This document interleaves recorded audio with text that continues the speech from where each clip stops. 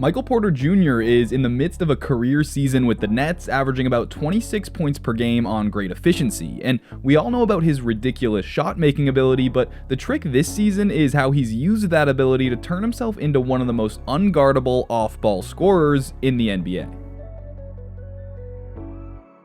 Porter Jr. is at his most dangerous off the catch or when receiving a handoff, so defenses are hyper aware of him coming back to the ball and tend to guard him like this to stop him from getting it, but that coverage doesn't always work out. That's a nasty setup right there for the backdoor cut where Jet Howard gets shaken out of his shoes trying to stop that handoff.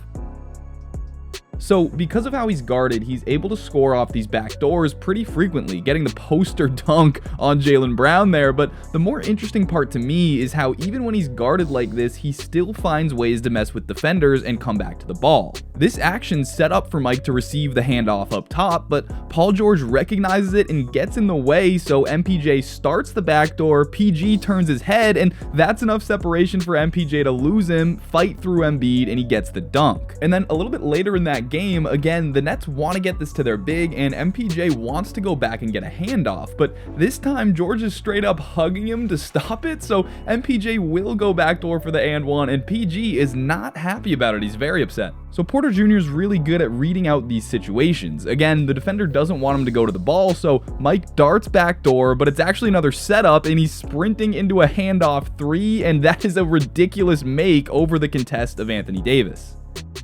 He again looks like he has the back door here, but as soon as that defender tries to stop it, MPJ's sprinting back to the ball, and are you kidding me with these shots? And if you look at the bench, they're so used to this, they're not even phased when he makes these anymore. Like, yeah, good shot, I guess. This might be my favorite setup of all, where he sets a screen for Claxton, so Najee Marshall starts thinking about the ball handler. Maybe he needs to guard him, and that confusion creates the space for MPJ to get open for yet another handoff and a one-dribble pull-up over the big. But because of how good of a shooter he is off of handoffs, the Nets have adopted a set play from Porter Jr.'s time with the Nuggets where he sets a back screen and then immediately runs off the dribble handoff for a shot.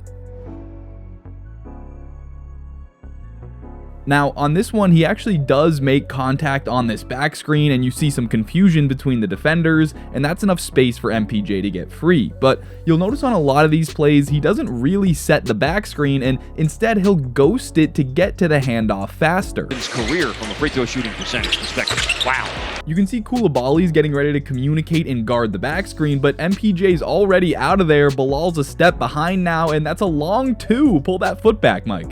This time Derek White's the victim, looking at the back cut for just a second, and this is a really nice drive, bump, and finish. So ghosting that back screen gets him a ton of points, and of course defenses know this play is coming, so OG's sniffing it out here. There's that patented back door, and is that a 180 fadeaway floater type of thing? What is that? That's ridiculous. Porter comes back, Porter scores again.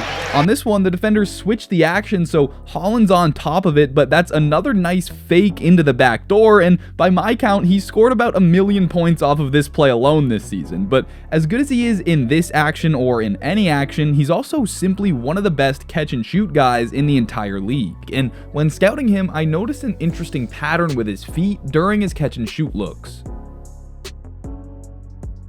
Check out where his right foot is when he sets up here. His feet are pretty split apart, right? But as he gets ready to catch, he moves this left foot down and then drags the right foot a good 3 or 4 feet away from where it started. So he starts in one spot, but then this subtle footwork move repositions him away from defenders, and I think it gives him just a tiny bit of extra separation. And I'll show you what I mean on this one. Josh Hart sees where the ball and where MPJ's hands are and starts closing out, but as MPJ drags the foot, Hart has to change his path ever so slightly to try to meet MPJ in that new mini relocation spot. And of course, plenty of players do a similar thing to this with their feet. This is not just MPJ inventing something, but I do think this is more effective for him specifically because his base while shooting is incredibly narrow. So if he starts wide before the catch and then adjusts, he's almost in a different spot now than he was before. And I assume he's done this his whole career, and we've all seen it a bunch of times. I've just never heard it talked about. It's almost like a sidestep, but without the dribble. Here's a filthy one over Coulibaly. So let me know in the comments if you think this helps him get some of these jumpers off more cleanly, or if I'm completely out of my mind, which is certainly possible, but I really think this is a great footwork trick that he does better and more frequently than anyone else I've seen. Of course, all of his shot-making prowess forces teams to guard him super closely and occasionally send multiple defenders to stop him from shooting, but even with all this extra attention, Porter Jr.'s found a way to use it to his advantage. The NBA recently released a new gravity metric which ranks players based on how much defensive attention they receive both on and off the ball, and currently MPJ ranks 8th on that list, and if you filter to just perimeter gravity, he's even higher. So as he comes off this pin down, Maxi's ready for him, but PG doesn't want to leave his body either, so now that slip is wide open and the Nets can play with an advantage. This time it's Ochai Agbaji chasing him around these staggered screens, but Barnes doesn't quite trust him to get through, and again that slip is open, Mamu sinks to take it, and now it's a skip for Clowney to attack off of. I do like how Clowney's looked, by the way, but those are two plays where MPJ created good looks for his team without even touching the ball. But the plays where you can see the defense truly panic are the ones where MPJ does catch the ball. So he comes off this pin down, now two guys jump at him, and it's an easy pass for a deep catch and finish. So defense is having to spend a lot of resources to stop him is certainly a big part of his playmaking value, and to add to that, he's been a much more effective driver this season than in the past. Last season, MPJ averaged 2.8 drives per game, and this year that number's jumped all the way up to 5.1. Again, he's capitalizing on the threat of his shooting. Defenders are chasing behind him so he can get them on his hip, and he's been really solid throwing these lobs to vertical threats like Claxton and Sharp. He's not going to be the guy crossing dudes over and breaking you down off the dribble, but using his shooting threat as a weapon to get into these straight line drives has been pretty effective. But although he's made improvements in other areas, the foundation of his game will always be his jump shot and his ridiculous shot making. So I think it's time we break down some of his most insane makes of this season.